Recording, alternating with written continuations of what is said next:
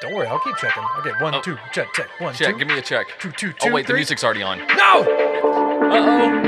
Money refund! I think I missed this. I missed it completely. You missed it? You just don't even jump in. You just come in on that. I just completely failed that one. That's all right, man. That's all right. We can't get them all. When we record the first time perfectly, and then we realized we weren't recording. It took the magic out of it, right? Can't capture that lightning in a bottle twice. You man. really can't. You really can. I'm sorry, guys. You missed the rehearsal. But you are here for what's happening now, and that's what's most important, right? I do believe so. I believe so. That's what they pay for here. But yeah, guys, we are sorry. We totally did a whole intro with some fire energy, and then we were just like, that's not actually recording. Forgot to turn the camera on so you guys could join us on YouTube. If you guys don't know, if you're still listening to the podcast, wherever, and if you want to listen, that's fine. But if you'd like to join us on YouTube, my lovely wife, Kristen, inserts all types of pictures and charts and crime scene photos or whatever else that she can find to help you along the story, right? All the shit that you want to Google anyways, I always say. Oh, yeah. It also it definitely helps. Definitely doesn't help hide any of the cuts we ever need to make. No, absolutely not. Those pictures are not strategically placed. They're just for your viewing pleasure. But yeah, guys, please watch and subscribe on YouTube. Also, you can follow us on TikTok, guys. Absolutely. Did you know that? I've been there. I've been following those TikToks. Are you following us on TikTok now? I don't actually post on the TikToks. But I'll occasionally creep on the TikToks. You guys, the Creeper Army, if you guys don't know, my daughter Melody, who's 16, she runs the TikTok for us, and I think she does a fantastic job. Basically what she does on the days the episode comes out, she listens through, well, most of it, right? She's probably skipping through quite a bit of it. She's heard enough of her dad. But she's finding different clips and stuff that she likes. She's posted them on TikTok.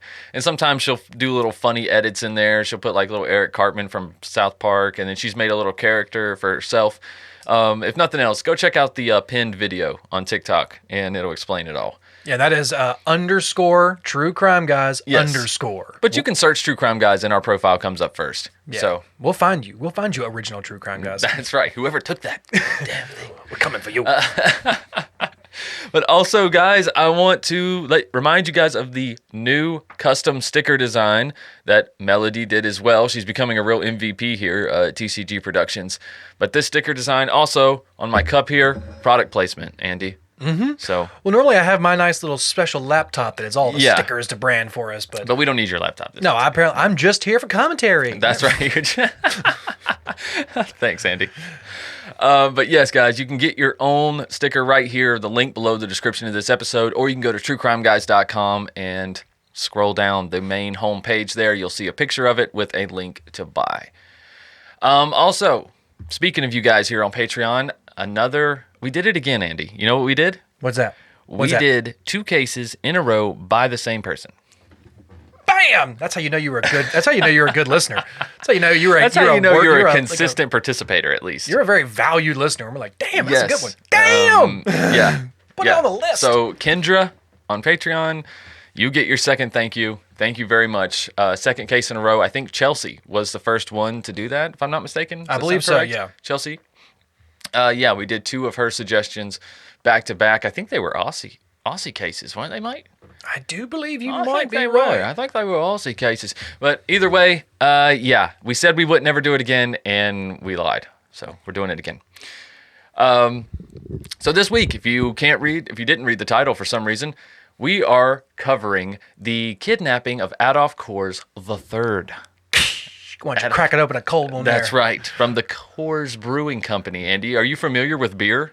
I am familiar with beer. I am familiar with Coors and the cold Rocky Mountain Light. That's right. Only cold spring water, never pasteurized, right? When the mountains turn blue, you know it's good to go. It doesn't rhyme, but it's true. Exactly. And you know what? Wait, does it rhyme now? I don't think so, but we know you're too drunk to know that the beer is cold, so it color-coded it for you. Some people's like, blue enough. It's like purplish, but whatever. Right. All right, so our main focus of this episode was supposed to be the kidnapping and obvious murder of ADOLPH COORS III, okay? But I got a little carried away with the Coors family. I started looking into their history, and so we're going to talk about a little bit more than just the kidnapping, but we are going to cover the kidnapping mainly. What? A multi-billion-dollar family dynasty company might have some weird history behind it? They might, Andy. They had a few secrets. There's some skeletons in the closet. Let's open these doors, Michael. Let's, indeed. But let's start back at the event itself, right? The whole reason we're talking about this today. It was February 9th, 1960, when a milkman stopped and laid on his horn in the middle of a bridge over Turkey Creek near Morrison, Colorado. Some asshole was blocking the road with his station wagon. But after several honks, the milkman decided to get out and check on the driver.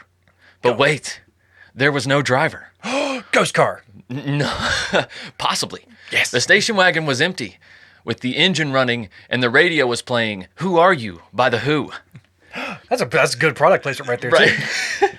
No, it wasn't. Really sets the scene. But how cool would that be, though? But the radio was playing, which that's a creepy scene in itself, right? Mm-hmm. I've seen this meme going around a few times, and it's just like a really short, like 2 pictures put together, and it's like, I wonder what your radio does in a car crash. You know, what if your radio doesn't die in the car crash or whatever? Yeah. You're just upside down, like hanging out, dead while this stupid music's playing on some local pop station or something. If your radio doesn't die or your radio doesn't cut off when your car crashes or whatever, it's like, what's the paramedics gonna come up to? Right. Yeah. Like Daft Punk's playing or something. You're just hanging in there. Do you ever feel like a plastic bag? Oh, God. Yeah, right. Some Katy Perry. But no, I don't know what was playing, but the radio was playing. Okay. So after the milkman starts looking around and calling out for any signs of life at all, he decides, shit, I'm just going to push this thing out of the way and keep going on about my day, right? I got milk to deliver, goddammit. I got milk to deliver and lonely housewives to pay visits. That's right. I got illegitimate children to make. all over this suburb. But as he does push the car out of the way, he notices a reddish-brown stain on the bridge, as well as a hat sitting mysteriously on the riverbank below. And you think, oh, why would he notice a hat? That's not that big a deal. Hats blow off out of cars all the time, right? Mm-hmm. But think about the hats they wore in the 60s, man. This thing was probably like a dope-ass fedora. Oh, you know? I could have brought one of those in, too. Wore it. Put my little Indiana Jones hat. That's exactly what it was. I mean, imagine if you dropped your Stetson off the bridge, man. You're going down there to get that shit. I'm jumping out the car. I don't care. It's still moving. Exactly. That's probably what happened. You know what? Come to think of it, that's probably... Case closed, guys. No. But obviously the milkman, he had a bad feeling about this, as you should. And it just didn't smell right, you know what I'm saying? So he reported it to the police, who quickly figured out the owner of the car was none other than heir to what would eventually become the 4th largest brewing company in the U.S., ADOLPH COORS III. Das, that, Schei, or whatever it is. Yeah, 1, 2, 3, yeah. Yeah, right. Let's roll the frickin' intro. Let's get into it. They are what they say they are. They're pretty simple, homespun folks who live up in the mountains and work hard on making their product.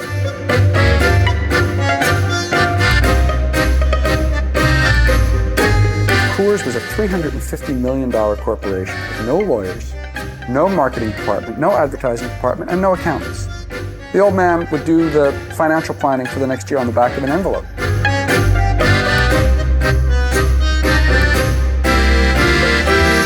Together we stand and divided we fall. And we believe that strong family union is the key to success in business as well as to success in life.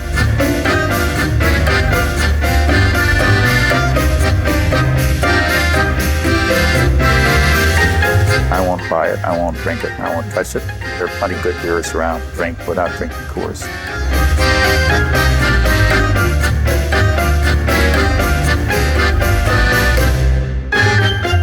Then I said to the black people there, I said, you know what, your ancestors, I mean, came over here in chains, they ought to be grateful for it. You see, well, that really hit the fan. They're going to get lynched for that one.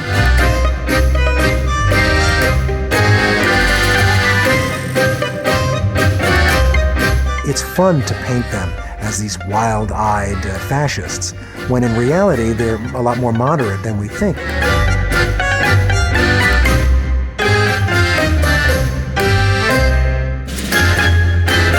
We're all quite patriotic, and we love our American flag and all that goes with it. Apple pie and motherhood, I guess.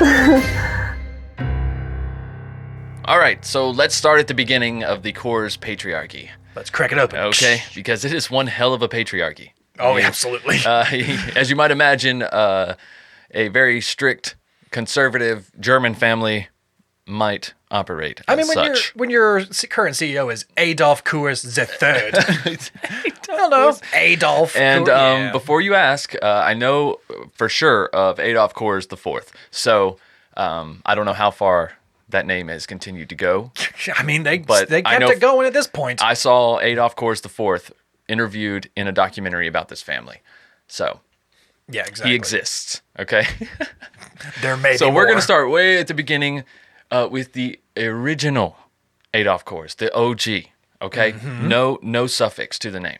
Just ADOLPH COORS. And it's Adolf with a PH, guys. It's PH. Yeah, so it's not like the other guy. Yeah, it's not like the other Adolf. Is there another one? I don't know. Yeah. I can't even think of it right now. But it's so not associated with him that it's not even funny.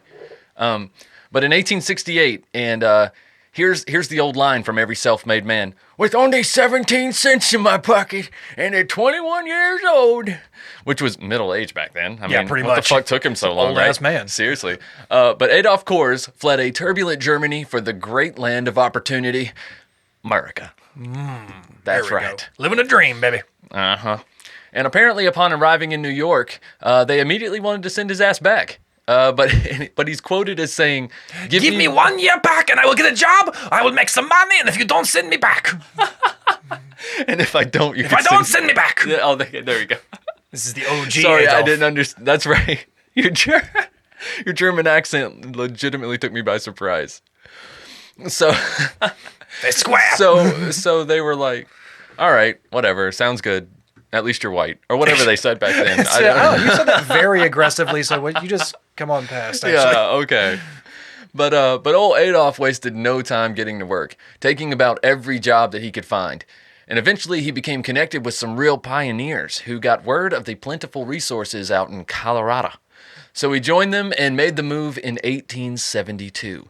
Now, New York to Colorado, Andy, in 1872, that does not sound comfortable, right? There's got to be a term for how your ass feels when you ride across the country on a horse or wagon. You know what I mean? Like, let's camp here for tonight. I got rigor mortis ass.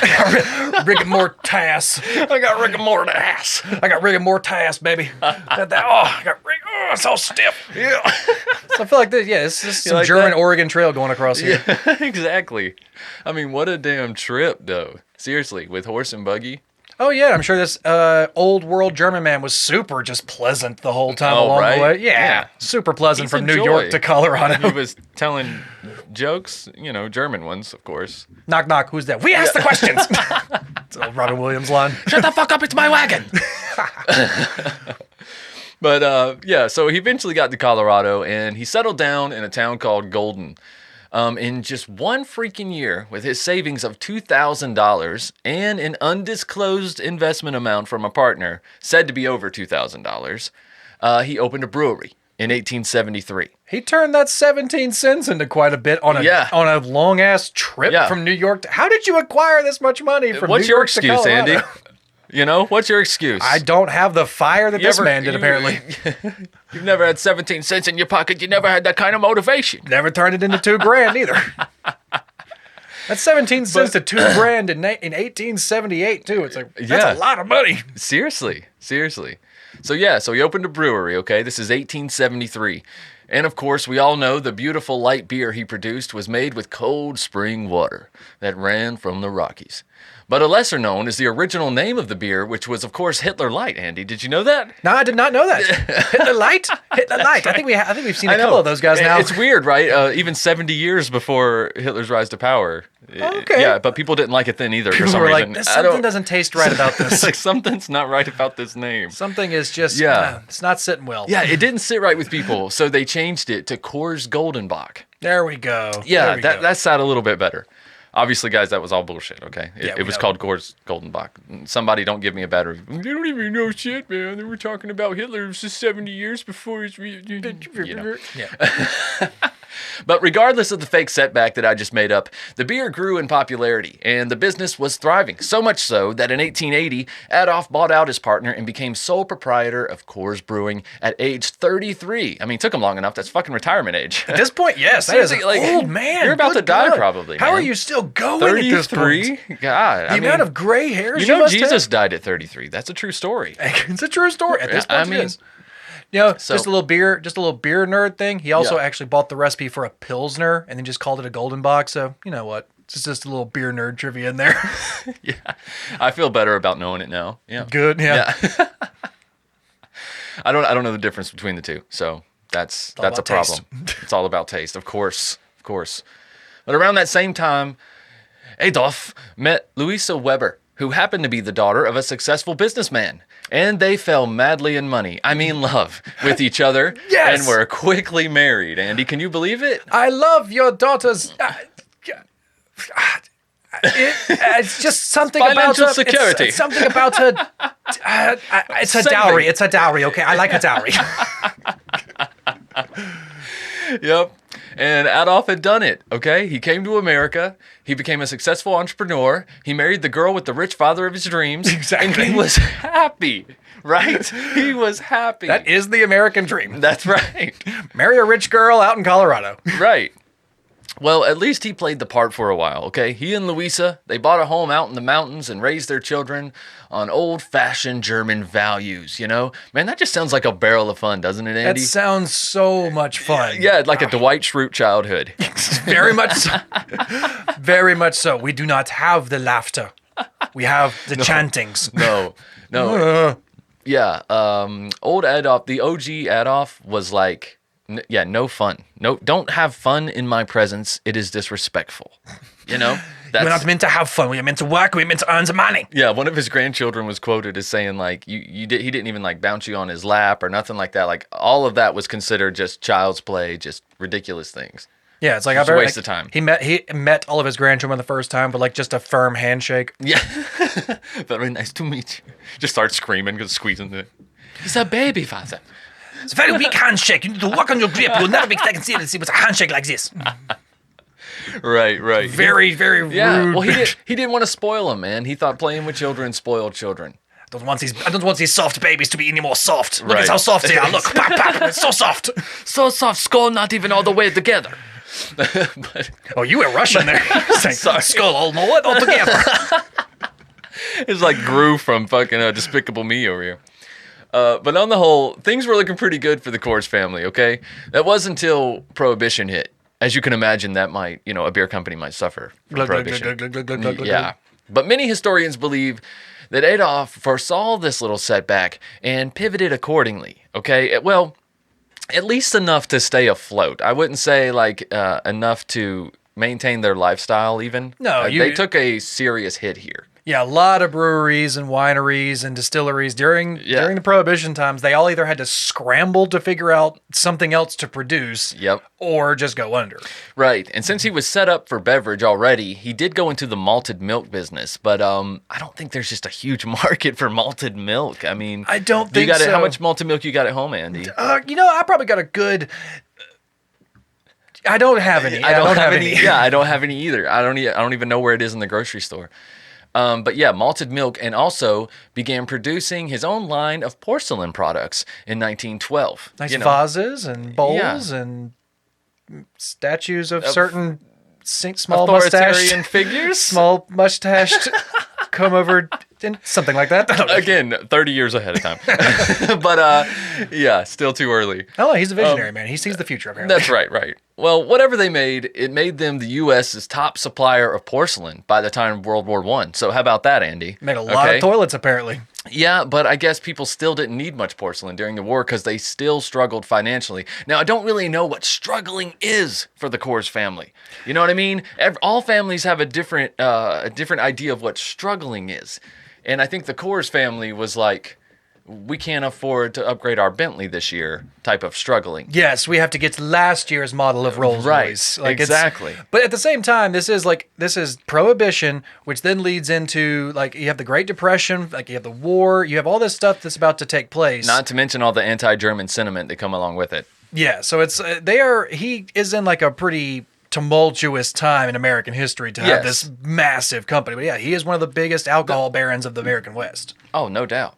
And although I really don't think their financial security was really at stake here, but maybe their safety, like I said, as far as their place in their community, in their local community, they were not seen in great light. Mm-hmm. Being rich, being powerful, and then being German as well. With the anti-German sentiment, it was on an all-time high. I mean, bar the 1940s, of course. There might be one more high coming up, but before that. But Adolf and his family were starting to feel the sting. People would even yell insults at them just for crossing the street. They didn't even know who they were. They were just yelling at them because they were German, I guess. Wow, if you can tell someone's German by the way they cross the street, how are you crossing the street? Dude, very authoritatively. Very steppy, I guess. You're really stepping. But so you know what they say, when people hate who you are, just abandon your past and roots and buy into your new country's patriotism to the utmost degree. I mean, I'm paraphrasing, but I think people say that. Yeah, I do think I've seen that cross-stitched somewhere. Yes. But that's basically what Adolf did. He became involved in politics, conservative politics, of course. And during the nation's 13 long years of prohibition, he fought tirelessly to get it overturned. He really was missing that beer money, man. As you can imagine. When that's all you've built your entire fortune on, you're like, listen, I'm not turning back now, motherfucker. Yeah, I mean, and you're still set up to run. It's like everything's just on pause. I've got all the infrastructure ready to go. Right. And this malted milk is just stinking up the place. It's just fucking sits here. Garbage. But it was also around this time that he started to share a little of the company responsibilities with his favorite son, you guessed it, Adolph Coors Jr. The second. No, he's junior. Well, still. Second would be like if you skip. That's right. Okay, yeah, you're right. Yeah, it's kind of weird. It's like if the grandson was named after the grandfather, then he would be the second. Okay, I never really thought about that. Okay. Yeah. Adolph Coors Jr. Yeah, so he was an immediate heir of Adolph Coors.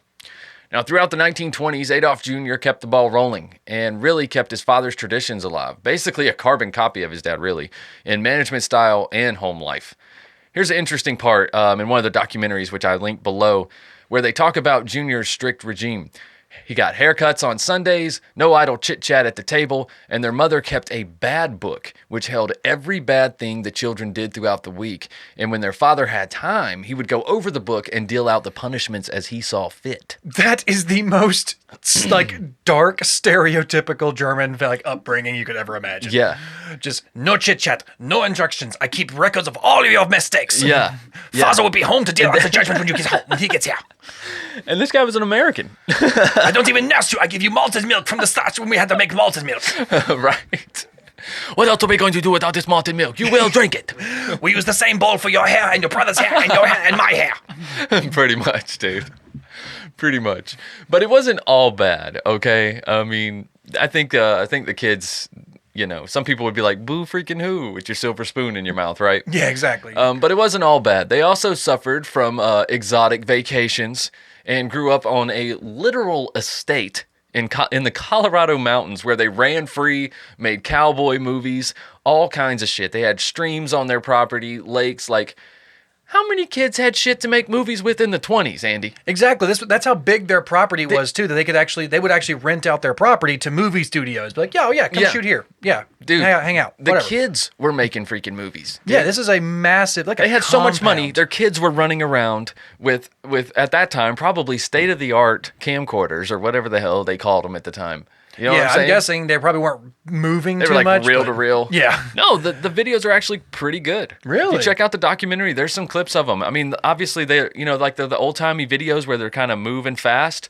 You know what I mean? And they usually would play music over them. Benny Hill music. Yeah. It's like that, but it's really clear. You can tell. And then the documentary talks about how they're like, here's a video of them playing what do they call them? Bandits or something like that, where half of the boys were pretending that they were bandits kidnapping one of their sisters, and then the other half like had to save them or whatever, and they were like rolling around hiding behind rocks. Yeah. Cool. Cool. I'd seen that their property was just so massive. It was literally like you said, an estate, like a compound. Like it was just like, it is what you imagine the Coors family lives in. Yeah, exactly.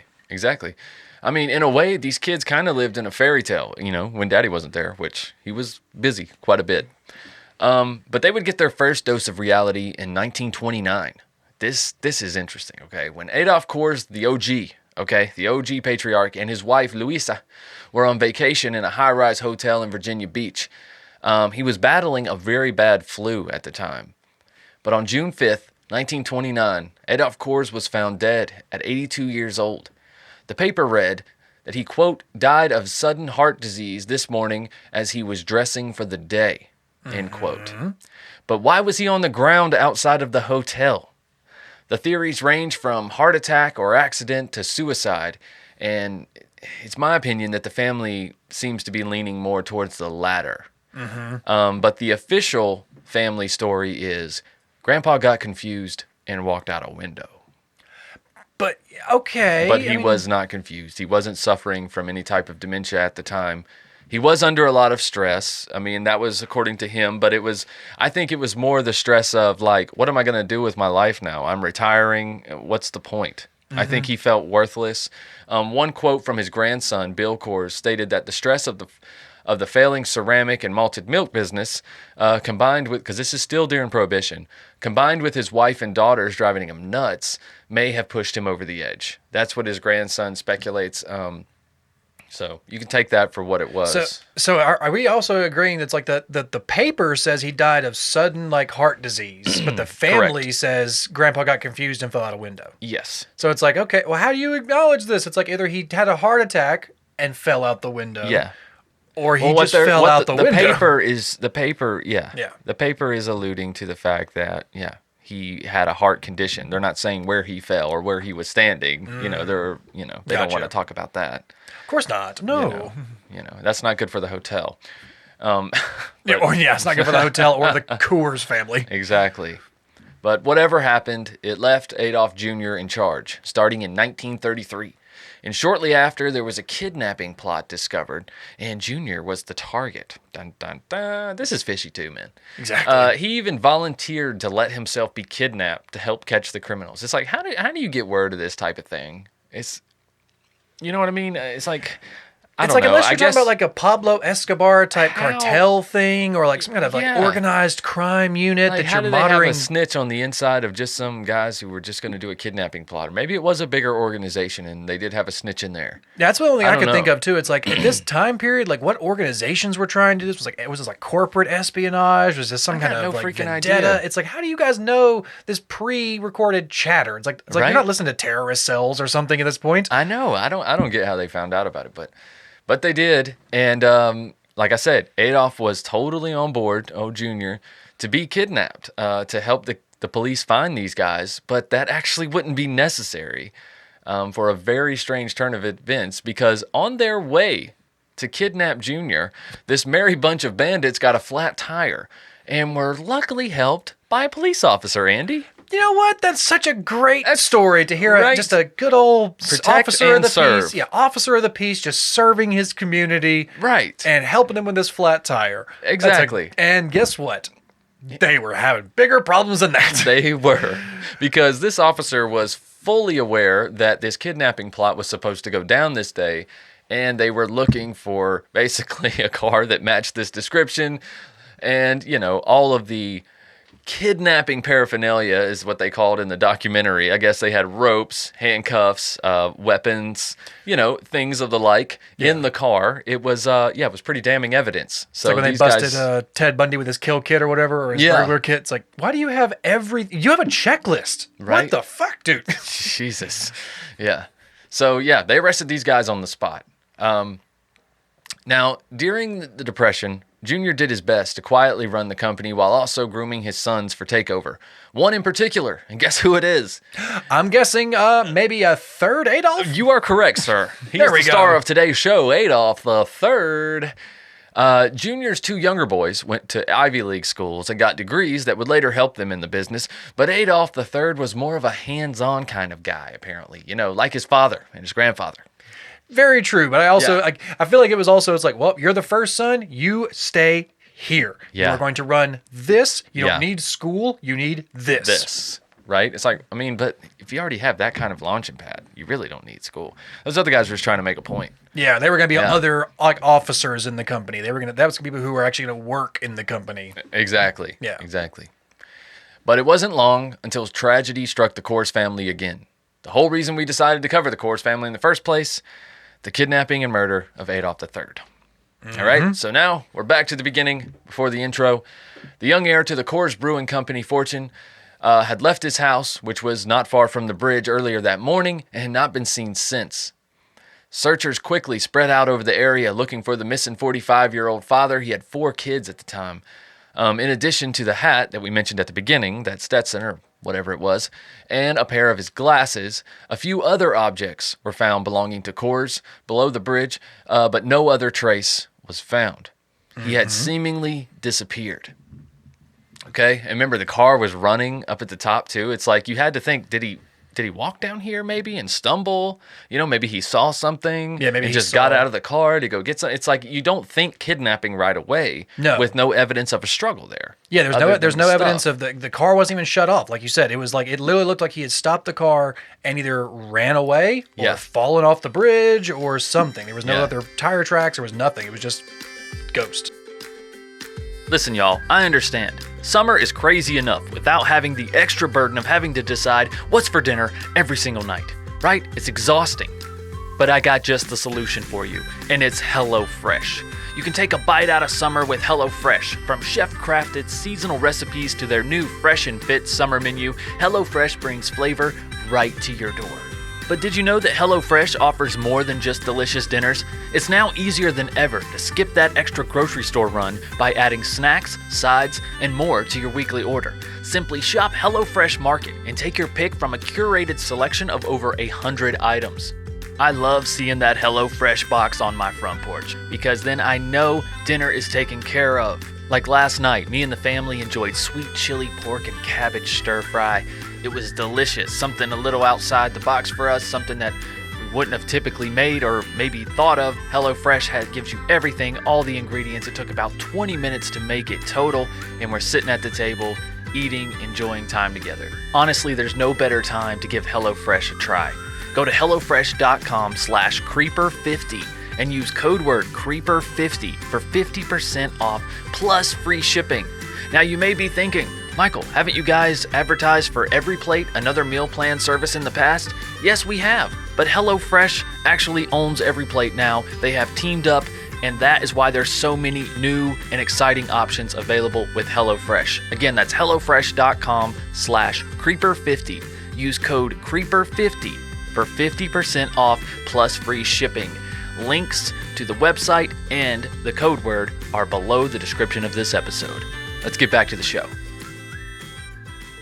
Because of these circumstances, there was no 48 hours of bullshit, especially not someone rich and powerful. Yeah, you're not when there's a Fortune 500 company's CEO missing. Exactly. Whatever. Yeah.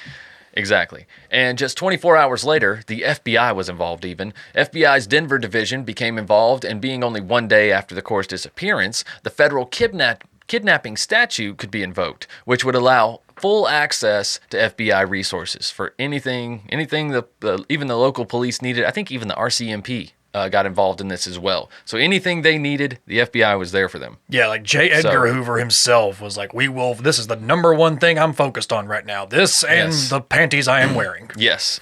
And their first clue came as quite a haunting happening, and it's when Coors' wife, Mary, received a typewritten note that same day demanding a ransom for the return of her husband.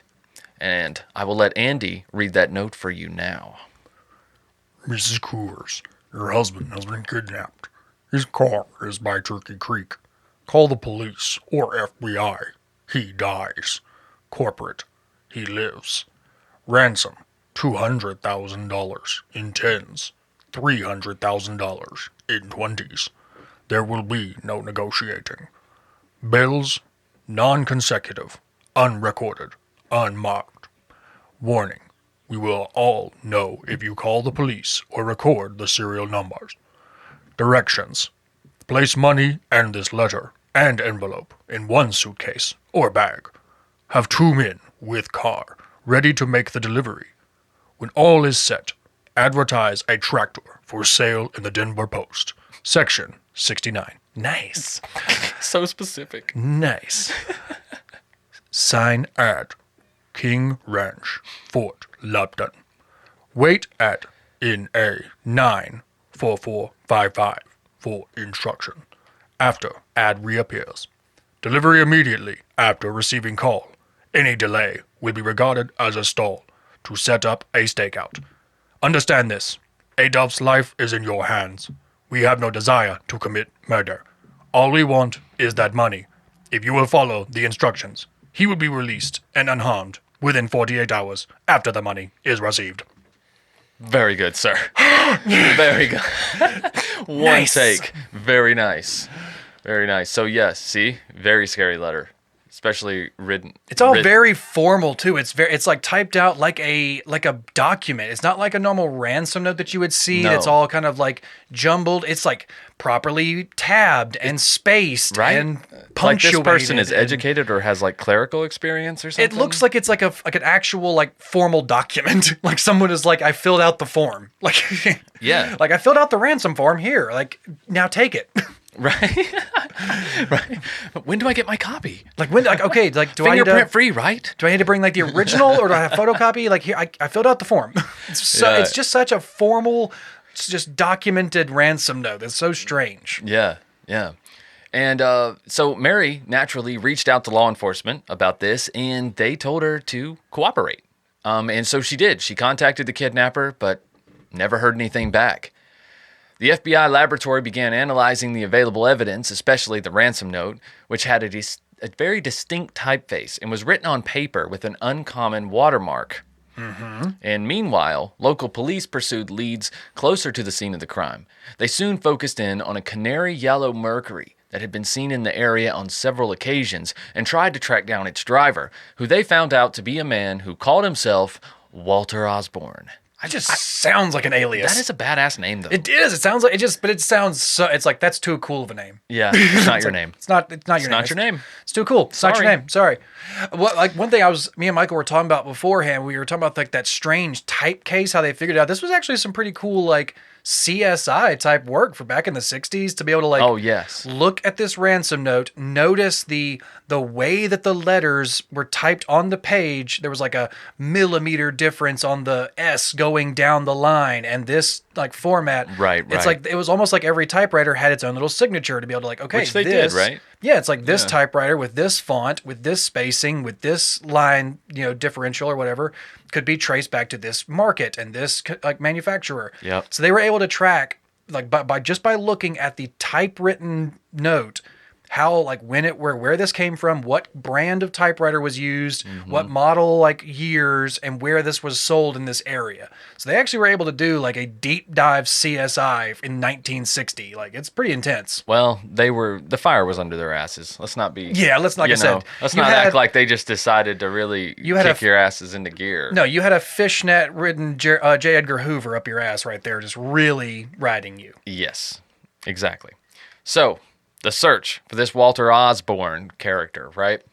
So the FBI learned that Osborne had disappeared around the exact time of Coors' abduction. Coincidence? I think not. But before doing so, he purchased a gun. Doesn't look good. Handcuffs. Okay. Oh, and guess what, Andy? One more thing. A typewriter. Ting! Yikes. Nice. Yes. So he had pretty much the triple threat there. The Bureau also learned that Osborne had obtained an insurance policy at a previous job, and a man named Joseph Corbett was the beneficiary. Who is this Joseph Corbett you speak of, Michael? Well, Mr. Corbett is nobody special, but he had a son, Joseph Corbett Jr., who had been convicted of murder and had recently escaped from a California prison. Okay, this is exactly who I want to leave my life insurance policies to. This convicted murderer. Exactly. So naturally, Corbett Jr. is a chief suspect in the Coors case now. And so the FBI obtained a fugitive warrant for him and placed him on the 10 most fugitives list, 10 most wanted fugitive list. And throughout the summer of 1960, Corbett Jr.'s trail remained cold. Yeah, it was quite a while before they catch this like guy. Rocky Mountain cold. That's right, just cold like the as spring the water. But the trail leading to ADOLPH COORS III ended on September 11th, 1960, when some hikers came across a pair of trousers in the woods, and some say a garbage dump. I've heard both. But either way, it was just south of Denver. Like, I swear to God, every resource you check into about the way his remains were found is different. Yeah. Right? It's like, in some of the discrepancies, I'm like, these are big discrepancies. Like, 2 hikers found him in the woods. Okay. And then you hear on some things that, like, 2 hikers found, or 2 people found clothes in the trash. And then that led them to believe that, he might be in this area or whatever. There's so many discrepancies about the way his body was found. It ties back to that CIA or that CSI type stuff that I was talking about, where they really were able to do some deep investigating at this point, to where it was in the woods, because they were able to track coming up when they find the car, the soil from the wooded area where his body was found was still on the bottom of the car. There you go. So it's like they were able to actually match it. So yeah, it's in a wooded area, like out in the woods, like 45 minutes from the original kidnapping scene. Yeah. So he got him and drove 45 minutes away out into the woods. So. Okay. But the pair of trousers that they found, the pants had a key ring bearing the initials AC3. So that sounds like if he was like a quarterback, that would be like his nickname. Yeah, he's a wide receiver. Yeah, he's like AC3. Oh, bro, did you hear AC3 got traded? But the trousers, the other items of clothing, and of course, the skeletal remains were determined to belong to ADOLPH COORS III. A jacket and a shirt had bullet holes that showed that he'd been shot in the back. And later, analysis of a shoulder bone would actually confirm this. Yeah, 2 bullet holes in the back, like through in the back right. So it was like it went through his lungs, apparently. Yeah. I imagine probably the 2 men got into a scuffle that day on the bridge, and then maybe Adolph was like, "Oh shit, he's got a gun," and turned to get back in his car. Yeah, I thought he could shot him. My car's still running. I can just jump in and go. Exactly. Because this guy's car is pretending to be broken down. I can just floor it. You can just back up too, or something. Yeah, I don't know. But the story of COORS' disappearance remained prominent in the public eye and was featured in all sorts of media, including Reader's Digest. Meanwhile, Corbett Jr.'s wanted photo was being shared all over America, but it was Canada who would break the case, to be fair. Oh, Canada. That's right. One Canadian Reader's Digest reader showed the RCMP and their FBI allies to an apartment rented by a man who resembled Corbett Jr. But unfortunately, the man had recently moved on. Damn it. They were hot on his trail, though. I do love the pictures they were showing of Corbett at this time. Like I laughed at Michael. I was like, I think that's DB Cooper. Actually, that's definitely DB Cooper. I think they just found DB Cooper's sketch and were like, that one. We'll take it. But the FBI lucked out again, even though they got to the hotel late. The next day, when the manager of a rooming house in Winnipeg called local police to report that a man who looked like the fugitive had recently stayed at their flop house. Okay.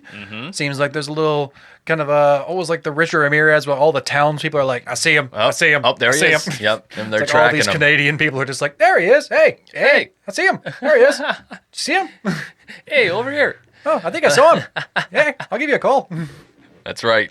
Well, not only did they see him at this flop house, I guess it's a Canadian term, but they also noted that he was driving a fire engine red Pontiac.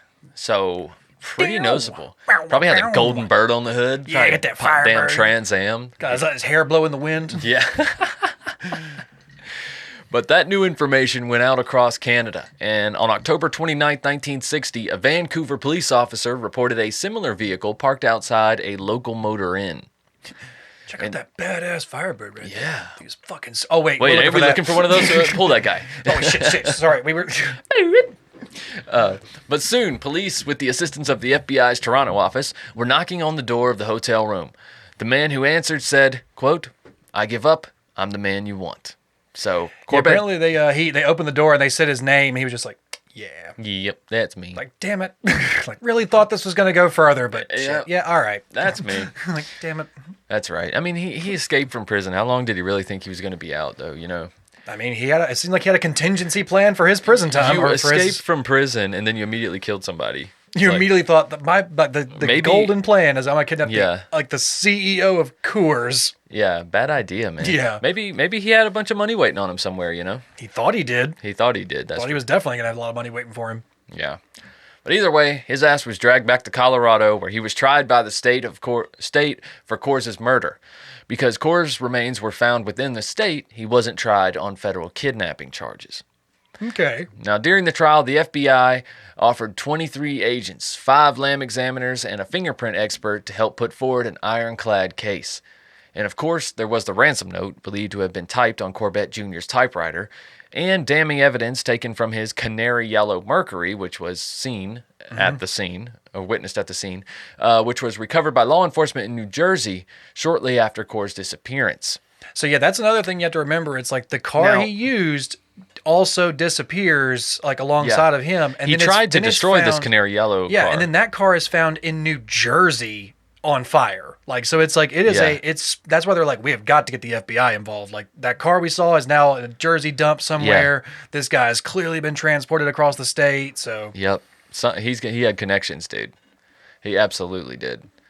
But on March 19th, 1961, Joseph Corbett was convicted and sentenced to a life in prison. Now, what did this awful event do to the Coors family? Well, for one, they upped their security tenfold. I can tell you that. And they slipped even more into their own reclusive properties and became more careful of who they hired in the future as well. Maybe too careful. We're going to talk a little bit more about that. Okay. Also, another staple of the Coors culture was a eulogy that was written by Adolph Jr. about his son, the third, and was to be read before every single board meeting. And Adolph III's chair, Ad is what they called him, Ad's chair was always to remain open. Yeah, after you're named Adolph in 1946, I'm going to go by Ad. Let's just go by Ad. Let's just go by Ad. Yeah. Yeah, I'm just going to add to things here. But could you imagine being like a new guy at the company and accidentally sitting in Ad's chair? Yes. And then his dad walks in. Fired. Just like Dr. Evil, he has one of those buttons. It's just a chair kicks back. The chair just kicks back into a fire pit. It's like, that was Ad's chair. I'm badly hurt, but I'm still alive. Who forgot to tell the new man about the empty chair? Exactly. His blood is on your hands. Exactly. But anyway, let's talk about this hiring process, okay? Coors actually began giving polygraph tests, dude, as a mandatory part of the hiring process. All the while, they were asking you questions about your religious and political affiliations, okay? And sometimes even your sexual preferences. Okay, this does sound like you're actually applying for a cartel. Yeah. with a polygraph going on. That's what I'm saying. They're strapped up. They've got a finger across your head. Like, yes. Oh, shit. It's like, answer as you will, but they're going to take their own assumptions from every single answer that you give, you know? I mean, forgive the expression, but that's pretty Nazi of them. That's just pretty third. That's pretty Third Reichy. That's pretty crazy, man. The basic takeaway is that they wanted nothing to do with the limelight at the time. They just wanted to live in obscurity, man. They thought obscurity meant security. Yeah, just we built it, and now we are done. We just get to reap the benefits now and live our lives, which is like, that is the American dream, to like start your $1 billion corporation and just be like, yep, done, family's taken care of forever. Well, yeah, until you get one family member who just can't take it anymore. He just has to tell the world how he feels, Andy, because he's so important. God damn it, there's always one. There's always one. What? And this family's one is Joe Coors, okay? Because the family stayed hidden away from the limelight where they wanted to be until the 60s, where Joe Coors' political affiliations would pull the family back into the spotlight. Joe was just as conservative as his forefathers, but way, way, way more vocal about it. He was a radical white right-winger, to say the least, supporting the Vietnam War and fighting against hippies everywhere. Okay? You're fighting against hippies. Against hippies, man. You're on the right side of history. All right. But regardless of his controversial reputation, as well as the company's, Joe and his brother Bill ran Coors together, taking over after their father's death in 1970, and continued to have success. I did find it funny that both Joe and Bill, like, I think, no, it was, it's Adolph, the original, the son, Adolph III. Yeah. He's supposed to be taking over the CEO of the company. Right. He is allergic to beer. And then Joe. That's right. And then Joe and Bill, I think it's Joe, he just doesn't like beer. They're just like, yeah, I don't, it's kind of yucky. I don't like it. It's just like, could you imagine being that disappointed father? Just be like, all right, my son, you will have your first drink. Why is your face turning red? What do you mean you can't breathe? Like, you're just looking down and like, this one is broken. I was putting this beer in his baby bottle and look at him. Yeah. Yeah, it was strict, man. I wonder when they did drink, though, you know? I mean, they're kind of a no-nonsense lifestyle. It was probably just kind of like a, traditional with dinner or whatever. Yeah, but apparently Adolph Sr. did not really have, like, faith in his other two sons. Like, he did not really have faith in, like, he was like, nope, this one's not really ready to run the company. This one doesn't even like the product. And this one, that's just Bill. I don't know. Fucking Bill. He'll fuck it up somehow. But they were doing all right. They were doing all right until 1977. All right, that's when the Coors workers went on strike. They had enough of the ridiculous working conditions, including the polygraphs, and not to mention discrimination. One former employee stated that if a department head got word of a marijuana cigarette, okay, they would stop. Don't even go there, Andy. They would stop and search the entire department, including pockets, personal lockers, even going through their employees' cars. Yep. All right. And if you denied it, you could be fired. Okay. Yeah. Yeah. Okay. That's fucked up, right? I'm a little heated now. Calm down. But listen, what angered these workers of Coors the most was that their owner, Joe Coors, was constantly campaigning for things that were not in their best interest as workers. And what hurt more than the strike was the boycott that these workers caused. Oh my God, yes. Right? It just seems silly after profiting in the shadows like all those years.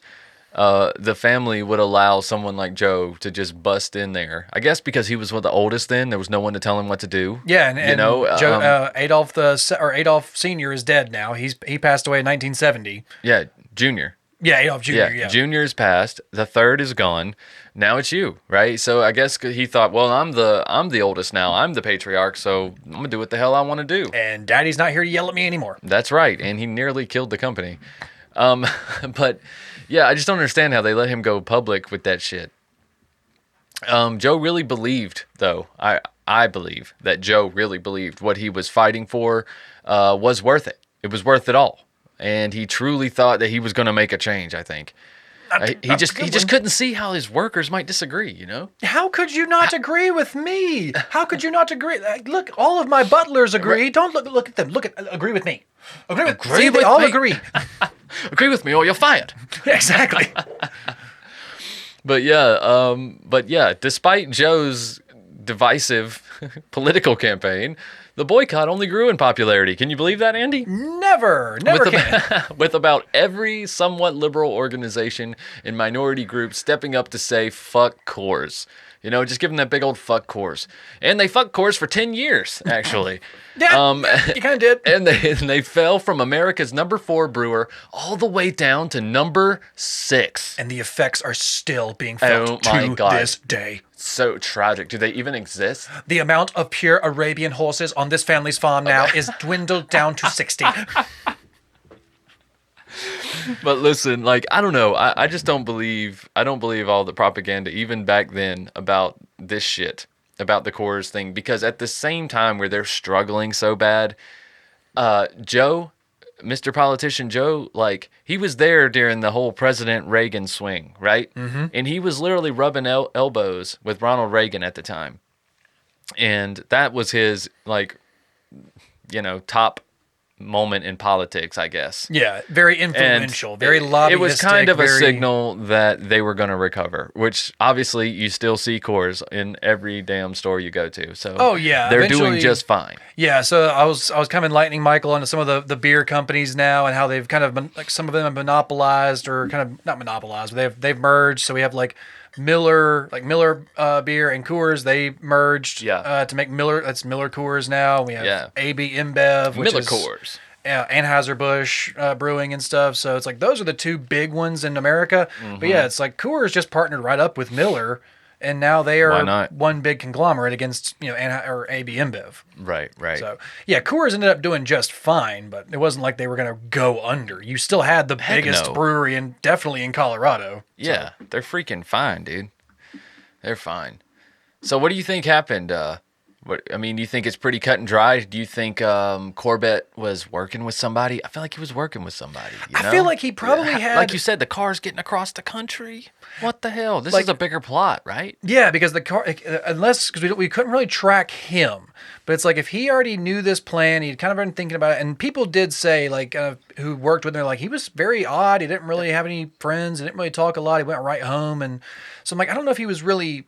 like planning something with somebody in the state. I feel like maybe he had like somebody out of state maybe he was working with, or maybe somebody like long distance, because it just seems very somebody hard in New Jersey? Maybe. Huh?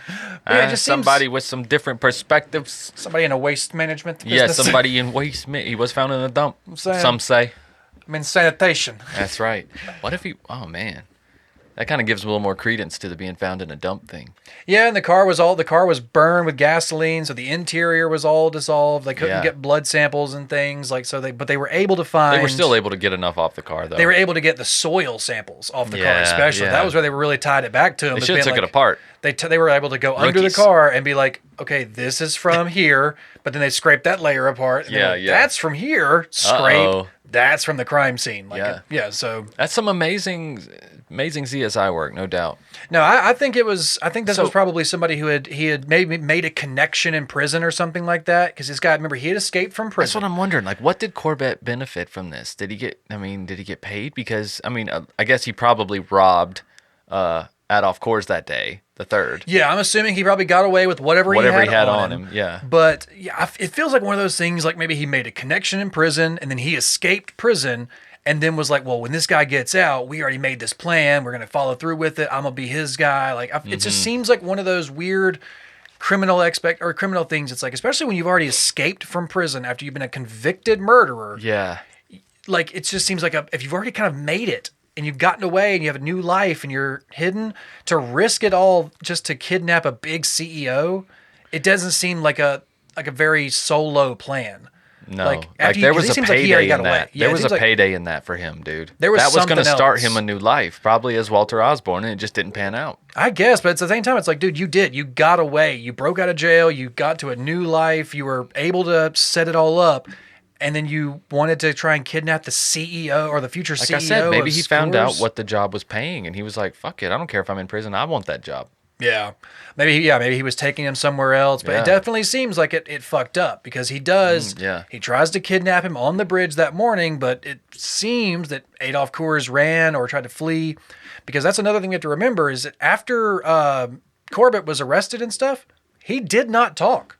He did not give them that's what I'm saying. That's so suspicious. It's like Lee Harvey Oswald type shit. Yeah, he didn't give any retelling of the events. He refused to cooperate. He just said he was not guilty, but it seemed like he was almost like shit, almost like a hitman. That's what I'm saying. He's a part of it. He just took a job, man. It seemed there was a big payday on it for him. It seemed like there was probably a bigger payday in there for him and something like that, especially for him to have like the two different amounts for ransom. It's like $200,000 in this, $300,000 in this. It's almost like maybe he wanted a specific for this cut for this person. Obviously and this wanted cut for. Yeah, well, they obviously wanted $500,000, but they wanted them in bills that weren't traced. So I think that's why they Oh, yeah, I'm just saying they got small enough bills where they wouldn't be traced, and then also it doesn't send a red flag when you spin those. No, it doesn't, but it just seems so equally separated, almost like somebody's share and somebody else's share. Oh, for sure. So it's like, if he's doing the kidnapping, he's getting the $300,000, and then the person who's set up with the, the place and stuff is getting $200,000. It's like, it seems like he had a cult, like accomplice or something, but for sure, especially to get all the way to New Jersey and then disappear from New Jersey. And would not get found again until he was in Canada. So it's like he moved, man. He moved quick. Yeah, he was on the run for a long time, and I don't know. Some of the things just don't add up to me logically. But you can't always look at it a logical eye. But yeah, I don't know. It just seems very sus to have somebody try and pull this off, because he has that's another thing. There's no ties to them and the Coors family. He has no record of them. He has no bad blood with the Coors family. No. So, because when they were first looking, like, who would have kidnapped your husband, man? They're like, yeah, does the family have any enemies? They're like, how much time you got? Right, yeah, no. We have quite a few enemies, but this man was not tied to any of them. Like, he was just an anomaly. He was an escaped prisoner from California who somehow managed to stalk, plot, and kidnap the CEO's son. I don't know. It does seem a bit suspicious. Well, I got something I've been wanting to ask you. How do you feel about Coors beer? It's an opinion. It's a total opinion. Yeah, this beer. I mean, I don't really drink too much beer anymore. It's fine. It's just it's a beer. Yeah, I don't really drink much beer either, man. Just socially, I might summer's coming up. Maybe have some people over, have a cookout or something like that. Might drink a beer or two, but that's about it. Man. I am so not ashamed to admit that I prefer the seltzers. They are so tasty. They're so crisp and sweet, and they have the Topo Chico seltzers. They got those flavors. Love Topo Chico. I'm telling you, man. I get the summer drink. I don't need those. I don't need those light beers anymore. They just make you pee and feel just make you fat. That's very true. Just give me a bunch of White Claws. I'm a basic ass bitch. I don't care. All right, guys. Well, thank you so much for supporting us here on Patreon. We appreciate it so much, guys. And thanks for the suggestions. Kendra, thanks again for your second suggestion in a row. Mm-hmm. Like I said, we said we won't do that, but maybe I'll just make that a thing. Maybe I'll only take suggestions if you give me 2 good ones. And we'll do them back to back. If you got 2 good ones, we'll squeeze those in. I'm only taking 2 good ones. 2 good suggestions minimum. Throw some throwaway case out there. List. I guess it makes sense though, right? Because if you guys would have suggested them, I would have just went down the list. I'm looking at the topic. I'm copying and pasting it into Google. When I'm like, oh yeah, I like this one. Throw it on the calendar. Yeah. And then the very next comment's probably you, if you thought of 2. So yeah, no, it's bound to happen. It's bound to happen. But guys, either way, thank you for being a patron. We appreciate it very much. It's the wheels of this podcast. Not really sure what's going on in the podcast industry, but it really seems like ad revenue is dropping, overall. I think it's because of a lot of these networks coming in. You know what I'm saying? These big corporations, these networks, and then every damn celebrity has a podcast these days. It's it's hard to compete with. They already have a huge fan base, and there's only so many hours in the day. So what are you gonna listen to? Somebody you already love, or take a chance on some indie podcast? Yeah, look at these faces. Why would you trust this? Seriously. But guys, thank you so much. And we'll see you next week back on the free platform, Andy and I. And we'll see you on Stream Shorts before then. I think we will. Yeah, I think we will. All right, guys, until then, just keep on creeping, all right? See ya. Bye.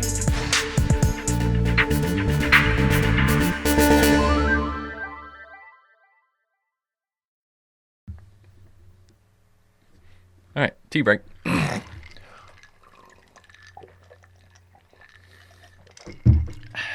There we go. Gotta get that caffeine going. Try not to get too high. Yeah, exactly. All right. Burp is on point. Got that timing. Reverb.